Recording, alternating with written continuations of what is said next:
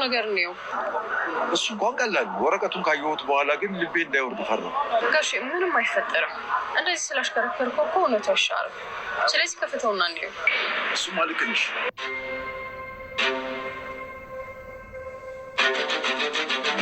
አዎ እየመጣች ነው። ለማንም ሰው እንዳልተናገረች እርግጠኛ ነህ አይደል? እህቷ እንዳትሞትባት ስለነገርኳት ለማንም አትናገር።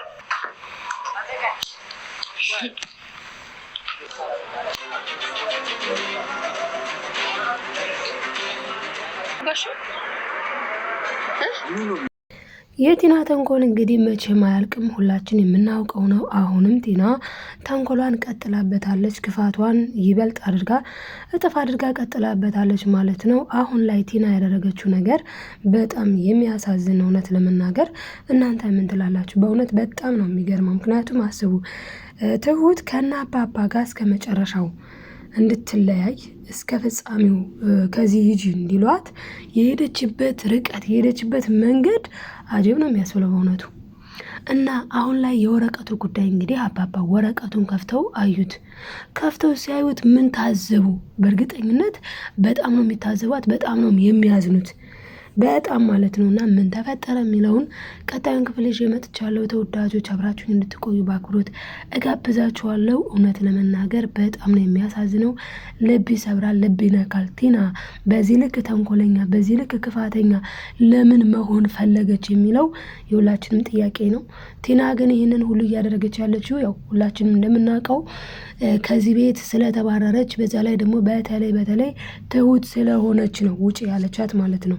እና እንግዲህ ትሁት ስላባረረቻት አሁን ደግሞ እሷ ትሁትን ከዛ ቤት እንዴት አርጋ ፈንቅላ ማስወጣት እንዳለባት እየተጋጋጠች ነው ማለት ነው፣ ያንን ለማሳየት። ስለዚህም እንግዲህ አስቡት፣ ወረቀቱን አንስቶ ተመስገን እኔ ትሁትን አያፈቅራትም የምላችሁ በምክንያት ነው። ምክንያቱም ይህ እልህ ነው፣ እውነተኛ ፍቅር አይደለም። እውነተኛ ፍቅር ማለት እንደዚህ አይገለጽም ሲጀመር ማለት ነው። እና እንግዲህ አሁን ላይ ተመስገን ምንድነው ያደረገው? ትሁትን በተኛችበት ከሄደ በኋላ ወረቀቱን ወስዶ የትሁት ቁም ሳጥን ውስጥ ነው ያስገባው። በጣም ነው የሚያሳዝነው። ከዛም እንግዲህ ቲና ደውላ ለትሁት ማለት ነው፣ ልክ ትሁትም እንደሚያወራ ሰው ሆና ለአባባ ነው የነገረችው። ፈልጋ ስራዬ ብላ ጊዜ አመቻችታ አባባ በስንት ሰዓት ሻይ ይጠጣሉ፣ ቁርስ ይበላሉ የሚለውንም ኳልኩሌት አድርጋ ነው እንግዲህ በዛ ሰዓት የደወለችው። አሁን ላይ ታዲያ በዛ ሰዓት ምናልባች ስትደውል ትሁት አንስታው ቢሆን እቅዷ ይከሽፍ ነበር፣ እዛው እንዳለ ማለት ነው። የምን ወረቀት፣ የምን መከታተሪያ ቦታ፣ የምን ብላ ተቀውጠው ነበር። ነገር ግን ቲና ያኔ እንደዛ ብትላት ደግሞ ያስቀመጠችው ሌላ አማራጭ ነበራት ማለት ነው። ነገር ግን ያነሱት አባባ ናቸው። አባባ ካነሱ በኋላ ማን ሊሆን ይችላል በሚል አልተናገሩም፣ ጸጥ አሉ። ጸጥ ማለታቸው ደግሞ ለዚህ ጠቀማትኝ። ኦፍኮርስ ቢናገሩም ይጠቅማታል እሷ፣ ምክንያቱም እሷ የምትፈልገው አባባ መሆናቸውን ብቻ ነው። በዛ ላይ ትሁት ብትሆን ካነሳችሁ በኋላ ሄሎ ትላለች። አባባ ግን ለምን ዝም አሉ? እንግዲህ ዝም በማለታቸው የሰሙት ነገር በጣም ጆሮ ጭው የሚያደርግ ነገር ቢሆንም ዞሮ ግን ትሁት አሁን ላይ በጣም ችግር ላይ ነች። ለዚህ ችግር የዳረገቻት ደግሞ ቲናና ተመስገን ተባብረው ነው። ይህንን ችግር ደግሞ ሊፈጥሩ እንደሚችሉ አባባ ቀድሞ ያውቃል። በምንም ነገር ቢሆን ቲና አትተኛም። በዛ ማለት በዚህ ማለት ቲና ከኛ ማትወጣ ምን አይነት ብቻ በጣም ነው የተናደደው አባባ።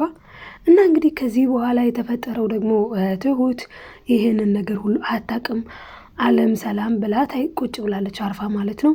ነገር ግን አባባ ተደውሎ የሰሙትን ነገር ማመን ያቃታቸው። አስባችሁታል? ልጄ የሚላት እንደ ልጄ የሚያያት ትሁት እንዴት ነው በዚህ ልክ ክዳት ልትከዳ የምትችለው? እሷ በፍጹም ይሄንን አታደርግም። ክደት ነው ይሄ።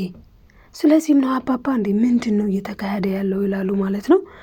እናም እንግዲህ ኤደንን ሂዳ ፈትሻ ቁምሳጥኗ ውስጥ የትሁት ቁምሳጥን ውስጥ ካለ ፈትሻ ይዛ እንድትመጣ ማለት ነው ኤዱ ተልካለች። ኤዱ እንግዲህ ግዳጇን በስርዓቱ ተፈጽማለች። ማለትም ወረቀቱን ይዛ መታለች። አባባ ግን ያችን ወረቀት ያሽከረክሯታል ማለት ነው።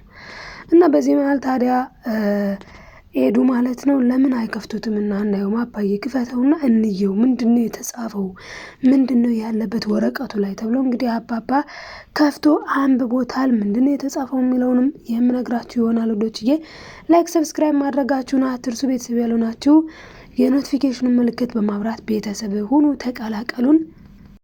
እናም እንግዲህ ትሁት አሁን እዛ ጋር ኤዱ ክላሷ ገብታለች፣ የትሁት ክላስ ማለት ነው። ኤዱ እንግዲህ የትሁት ክላስ ከገባች በኋላ ወረቀቱን ፈልጋ አገኘችው። ገረማት። ቆይ ምን ሊሆን ይችላል ይሄ ወረቀት በሚል እንግዲህ ኤዱዬም ቦርሳ ውስጥ አስገብታ ሳታስበው ያሰማችው ድምጽ እንዳለ ሆኖ ማለት ነው። ከዛ እንግዲህ በጣም የሚገርመው እንግዲህ ቲናም አባባም ካሌብም የሉም እንዴ ብላ ልክ እነሱን ፈልጋ እንደመጣች አስመስላ ማለት ነው ያን ወረቀት ይዛ ወጣች። ወረቀቱ እንግዲህ የተጻፈው የአባባ ንብረት ነው፣ ገንዘብ ሀብት ነውና ይህንን ወረቀት ከየት ነው ያመጣችው ቲና ነው ዋናው ነገር። ምናልባት እንግዲህ ይህንን ወረቀት ያመጣችው ፎርጂድ አሰርታ ከሆነ እንደ ከዚህ በፊቱ መቼስ መክሰሩ አይቀሬ ነው። ነገር ግን ከዚህ በፊት እንግዲህ አባባ ቤቱን በተለይ ቤቱን ማለት ነው በአንቺ ስም ነው ብለዋት በጣም ተደስታ እንደነበረ እናውቃለን። ለዛም ነው አሁን ለአንቺ ተብዬ የነበረው ቤት ኦልሬዲ ለኔ ነው መሆን ያለበት ብላ ይህን ያክል እየተፍጨረጨረች ያለችው ማለት ነው። እና አባባ እንግዲህ ይህን ነገር ማመን ነው ያቃታቸው። በቃ ትሁት ይህንን በፍጹም አታደርግም። ትሁቴ ይህንን ወረቀት በፍጹም አትወስድላቸውም። የሆነ ፋውልማ አለ፣ የሆነ ነገር ውስጥ አለ። ከዚህ ውስጥ ከዚህ ጀርባ የሆነ አይን አለ ወይም የሆነች አለ፣ ብቻ የሆነ ነገር አለ እንጂ ዳይሬክትሊ ይሄም ሊሆን አይችልም። እንዴት ማለት? እናም እንግዲህ አባባ በጣም ነው ያዘኑት። ይሄ ሊሆን አይችልም በፍጹም ትሁቴ ይሄንን አታደርግም ብለው እየተከራከሩ ይገኛሉ ማለት ነው። በዚህ መሀል ታዲያ ኤደን ምን ማለት ነው? ጭራሽ ቲና ደውላ እንደዚህ አለች። ቲና ደውላ ወረቀት አቀበኝ፣ ጭራሽ የምንገናኝበት ቦታ ነው የምትለኝ አባዬ። እንዴት ሆኖ ለምን ትሁት አሳልፋ ልትሰጠን ነው አለች ማለት ነው። ኤዱ እዚህ ጋር ተጠራጠረች። በጣም አጠፋች እውነት ለመናገር ማለት ነው። ምክንያቱም በፍጹም ነው የማታደርገው፣ በፍጹም ይህንን ስራ ይህንን ተግባር ማሰቧ ራሱ ይህንን ልታረግ ትችል ይሆናል ብላ ማሰቧ ራሱ በጣም ነው የሚያሳዝነው ማለት ነው። ኤዱ እንደዛ ማሰቧ ራሱ በጣም የሚያሳዝነው። ለዚህም አባባ ምን ብለዋታል? በፍጹም ልጄ በፍጹም አትሳሳች ብለዋታል። ከዛ መቀጠል እንግዲህ ካሌብ ያው እንግዲህ ለጊዜው የለም ካሌብ፣ ነገር ግን በጣም በሚገርም ሁኔታ ማለት ነው ኤዱና ዳኒም ኦልሬዲ ሊጋቡ ነው። በዚህም እንግዲህ ምን ብሏንኝ ዳኒ ማለት ነው የእነሱን ተይና የእኛን አስቢ ያላት። ኤዱ ምን ብላለች? መቼ ነው ካሌብና ትሁቴ የሚጋቡት? እኛ የምንጋባ ጊዜ እነሱን ቢጋቡ ለሁለታችንም አሪፍ ነበረ ብላለች። ታዲያ እንዴት ነው ሊጋቡ የሚችሉት? አሁንስ ደግሞ የፍቅሩ ነገር ላይ ምን ላይ ደረሱ የሚለውም ደግሞ በጣም አሳሳቢ ነገር ነው። ምናልባት እንግዲህ ተረድቷታል በነገራችን ላይ ትሁትን። ታዲያ ምን አለው አባባ? ይሄ ነገር የቲናች ይኖርበታል፣ የቲና ሴራ ነው የሚሆነው፣ ማጣራት አለብን ብለዋል።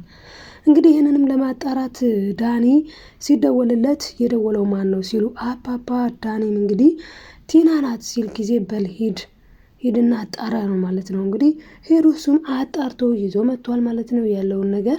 ታዲያ ከዚህ አንጻር ሲታይ ቲና በጣም ነው እያጠፋችው፣ በጣም እጅግ በጣም። ትሁት ደግሞ ሁሌም ቢሆን በትህትና ነው ሁሉንም ሰው ስትመልስ፣ ሁሉንም ነገር ስታደርግ እኔ ሁሌም በትህትና ነው ማቃት ማለት ነው ትሁትን። ዳኒም እንግዲህ እንደ አባባ ነው። ዳኒ ያለው ምንድነው? በእርግጠኝነት ይሄ የቲና ስራ ነው። ምክንያቱም ቲና እያለች ያለችው ምንድነው?